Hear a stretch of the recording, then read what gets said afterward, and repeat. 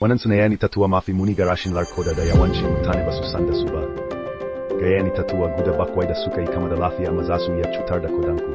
Ku guji su yanzu. Banana sun yawa potassium wanda kodan da ba su da karfi ke fama da shi, sun haifar da hadarin bugun zuciya. Lemu cike da vitamin C amma kuma sun kunshi potassium da acid wanda zai iya damun kodan da suka lalace. Avocados duka cewa suna da gina jiki, suna dauke da karin potassium fiye da banana wanda ke kutar da daidaiton kodan. Sun yawa cikin sugars na halitta da potassium, suna sa sukar jini ya tashi da kuma kara yawan ma'adanai. Kankana bushe, waɗannan suna dauke da potassium mai yawa saboda tsarin bushewa, suna mai da su hadari.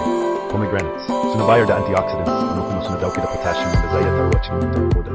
Kiwis ana yawan ganin su a matsayin lafiya, amma yawan potassium din suna iya cutar da waɗanda ke da rashin lafiyar koda. Wani yayan itatuwa kuke jami'a, ku sanar da ni a cikin shari.